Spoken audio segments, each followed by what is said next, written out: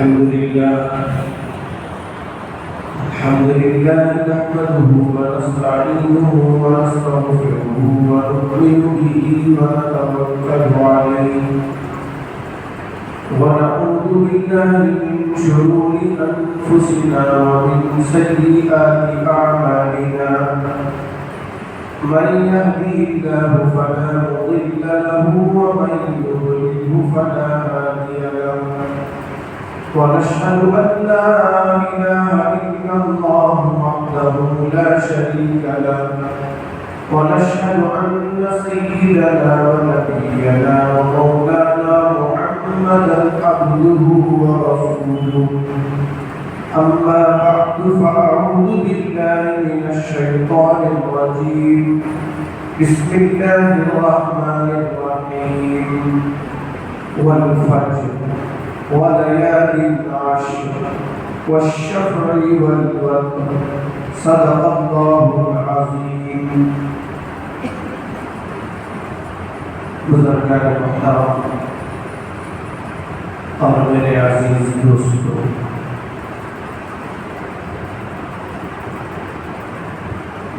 آج ذی القعدہ کی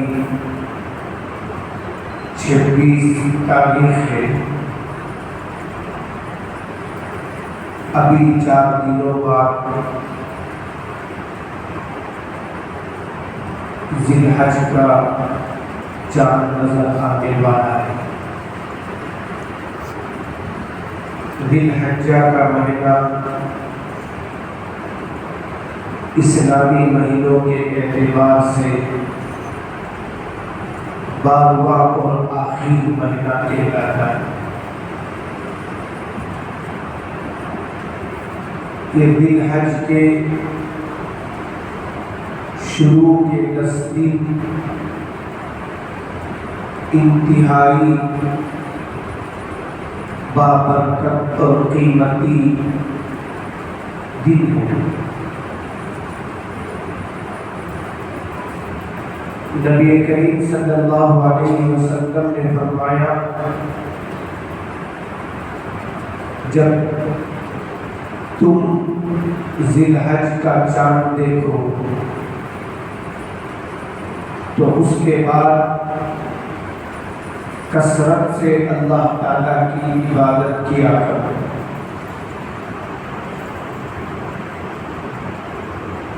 تسبیح پڑھو، تحلیل یعنی لا الہ الا اللہ پڑھو،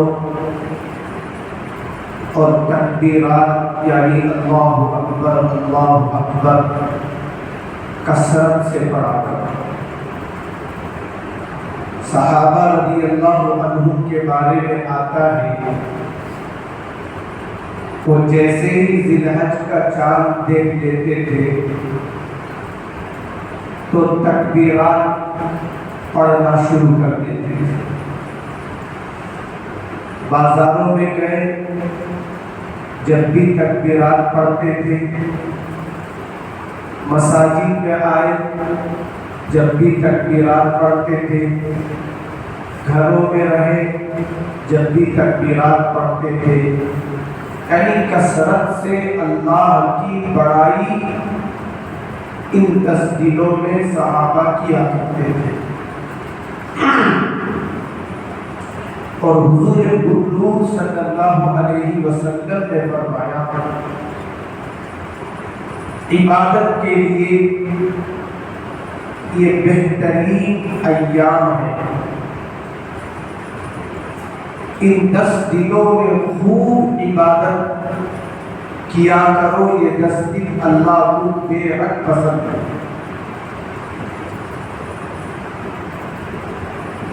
عید سے پہلے جو 9 دن ہے، فرمایا اگر طاقت ہو تو ان 9 دن بھی روزے کا اہتمام کیا کرو، کیونکہ اس میں ایک روزہ کا ثواب 1 سال کے روزوں کے اجر رکھتا ہے. 9 دن اگر کوئی روزہ رکھتا ہے تو وہ بڑا خوش نصیب ہے، اس لیے کہ وہ کئی سال روزہ رکھنے والوں میں شمار ہو جاتا ہے۔ اگر کوئی آدمی 9 دن روزہ رکھنے کی ہمت نہیں کرتا ہے تو اللہ کے نبی صلی اللہ علیہ وسلم نے فرمایا 9 ذی الحج یعنی عید سے 1 دن پہلے جو عرفے کا دن کہلاتا ہے اس دن تو روزہ رکھو، کیونکہ اس روزے پر اللہ کی جانب سے بڑی خوشخبری سنائی ہے۔ جو عرفے کا 1 دن روزہ رکھے گا اس کے گزشتہ سال کے گناہ اور آئندہ سال کے گناہ معاف کر دیے جائیں گے۔ ایک روزہ رکھنے پر 2 سال کے گناہوں کے معافی کا اعلان ہے۔ تو اللہ کے نبی صلی اللہ علیہ وسلم نے فرمایا جو ایام ذی الحج کے آنے والے ہیں وہ انتہائی قیمتی اور بابرکت ہیں۔ ان دنوں میں مردوں کو بھی اسی طرح عورتوں کو بھی کثرت سے عبادت کرنے کی ترغیب دی گئی۔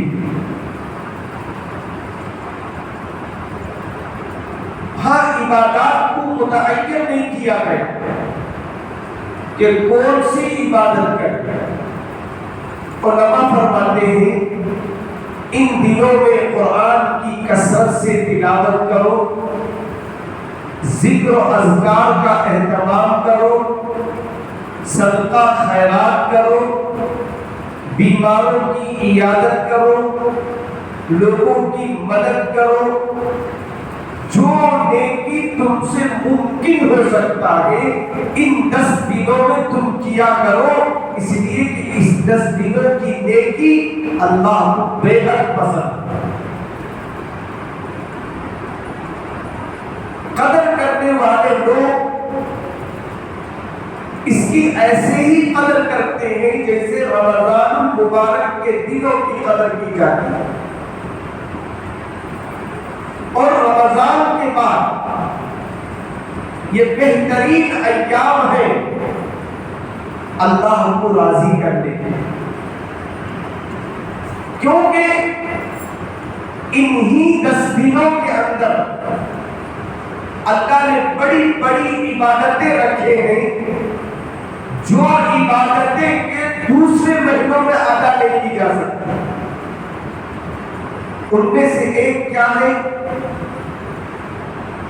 عرفہ کا روزہ ہے۔ عرفے کا روزہ ذی الحج کے 9 تاریخ ہی کو رکھا جا سکتا ہے، اس کے علاوہ سال بھر کے دنوں میں عرفے کا روزہ نہیں رکھ سکتے۔ دوسرا یہ فرمایا انہی دنوں میں اللہ نے حج رکھا۔ 9 ذی الحج عرفے کا دن کہلاتا ہے جس دن کے سارے حجاج کرام مکے میں عرفات کو پہنچتے ہیں، اور فرمایا جو آدمی جو حاجی عرفات کے میدان کو نہیں جاتا اس کا حج نہیں ہوتا ہے۔ الحج عرفۃ، محدثین فرماتے ہیں حج جو ہے وہ عرفے کا قیام ہے۔ اگر کوئی آدمی مکے میں طواف بھی کیا، صفا مروہ کی سعی بھی کیا، مینا میں قیام بھی کیا، مزدلفہ میں رات بھی گزارا، قربانی بھی کیا، شیطان کو کنکری بھی مارا، سر کا حلق بھی کیا، لیکن عرفہ میں نہیں پہنچا، عرفات کے میدان میں نہیں پہنچا تو اس کا حج ادا نہیں ہوا۔ تو یہ مبارک ایام ہے، اس میں اللہ نے عرفات کے دن جو ہے حاجیوں کے لیے اہم دن بنایا۔ اور انہی دنوں میں اللہ نے قربانی کو رکھا ہے۔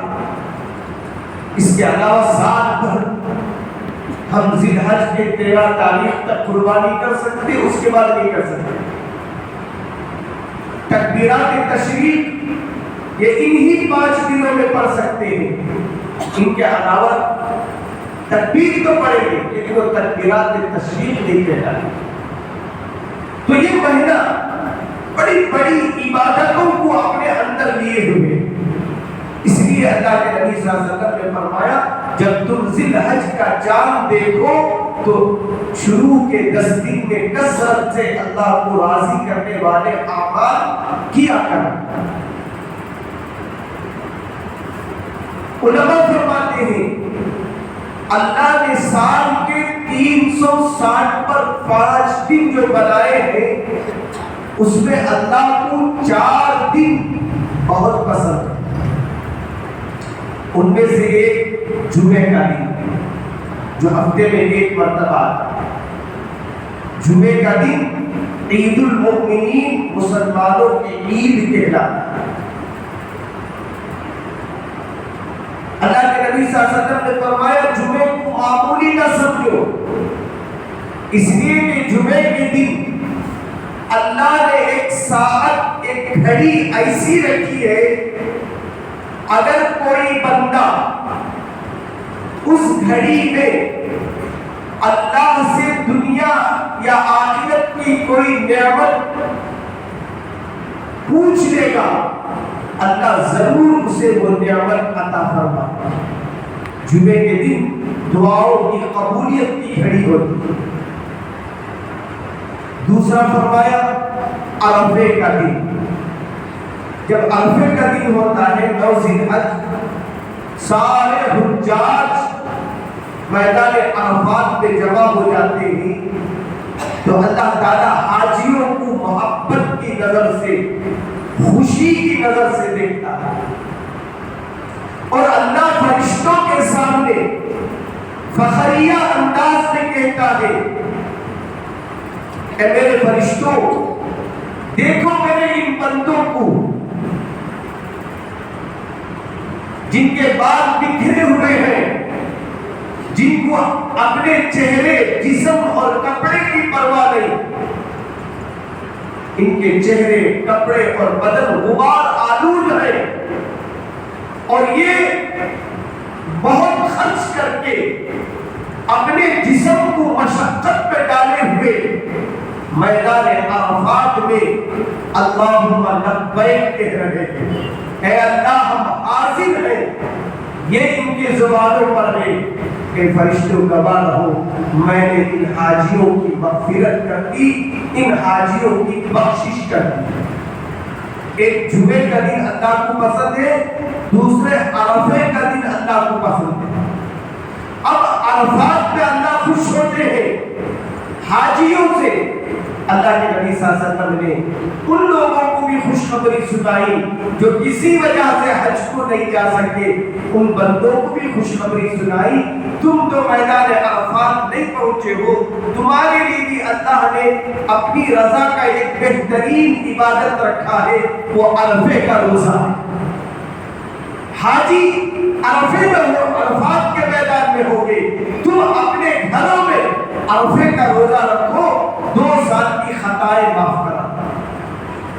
پوری امت کے لیے عرفے کا دن بڑا قیمتی دن ہے۔ تیسرا فرمایا عید الفطر کا دن، جب بندہ مہینے پر رمضان کے روزے رکھتا ہے، اس کے بعد عید کی نماز ادا کرنے کے لیے نکلتا ہے تو اللہ فخر سے فرماتے ہیں دیکھو میرے بندوں نے میرے حکم پر پورا مہینہ عمل کیا، بتاؤ ان کی مزدوری کیا ہے، ان کا اجر کیا ہے۔ پھر اللہ خود بتاتے ہیں ان کا اجر اور مزدوری یہ ہے ان کو پورا پورا بدلہ دے دیا جائے۔ چوتھا دن فرمایا یہ قربانی کا دن ہے، 10 ذی الحج سے لے کر 13 ذی الحج تک جو قربانی کا دن ہے۔ ان دنوں میں جب بندہ اللہ کو راضی کرنے کے لیے اللہ کو خوش کرنے کے لیے بہتر سے بہتر جانور لیتا ہے اور قربانی کرتا ہے تو قربانی کے جانور کے خون کا قطرہ زمین پر گرنے سے پہلے اللہ قربانی کرنے والے کی مغفرت فرماتا ہے۔ ابھی جانور ذبح کیا ہوتا ہے، اس کا قطرہ زمین پر نہیں آتا، اس سے پہلے اللہ قربانی کرنے والے کی مغفرت فرماتا ہے۔ تو یہ 4 دن اللہ کو بہت محبوب ہے، پسندیدہ ہے۔ اسی لیے نبی کریم صلی اللہ علیہ وسلم نے فرمایا ذی الحج کے مہینے کو معمولی مہینہ نہ سمجھو، اس کے شروع کے 10 دن بڑے قیمتی ہیں اور اس کی راتیں بھی بڑی قیمتی ہیں، دن بھی قیمتی ہیں، رات بھی قیمتی ہے۔ فرمایا وَلَيَالٍ عَشْرٍ، قسم ہے 10 راتوں کی۔ مفسرین فرماتے ہیں یہ 10 راتوں سے ذی الحج کے پہلے کے 10 راتیں جو ہیں یہ مراد ہے۔ اگر کوئی ان 10 راتوں کو جاگ کر عبادت کرتا ہے تو اسے لیلۃ القدر میں جاگ کر عبادت کرنے کا جو ثواب ملتا ہے وہ ثواب اسے عطا کیا جائے گا۔ تو ذی الحج کے شروع کے 10 دن بھی قیمتی ہیں اور راتیں بھی انتہائی قیمتی ہیں۔ ہمیں چاہیے ان دنوں کی قدر کریں، جو روزہ رکھ سکتے ہیں وہ روزہ رکھے، مستورات کو بتائے کہ رمضان کے بعد ان دنوں کے روزے اللہ کو بہت پسند ہیں۔ تو لہذا یہ مبارک مہینہ آنے میں 2-3 دن باقی ہیں، ہمیں کوشش کرنا چاہیے کہ 10 دن زیادہ سے زیادہ عبادت کرے، لا یعنی بیکار باتوں میں غفلتوں میں وقت نہ گزارے۔ یہ قیمتی ایام بار بار ہمیں نہیں ملتے، جب ملتے ہیں تو زیادہ سے زیادہ وقت گزارے، کاموں سے فارغ ہو تو قرآن کی تلاوت کرے، ذکر و اذکار کرے، صدقہ خیرات کرے، جو کچھ ہم سے نیکی ہو سکتی ہے ان دنوں میں کرے، اس لیے کہ ان دنوں کی نیکی اللہ کو بے حد پسند ہے۔ اور اللہ کے نبی صلی اللہ علیہ وسلم نے فرمایا ذی الحج کا چاند دیکھنے سے پہلے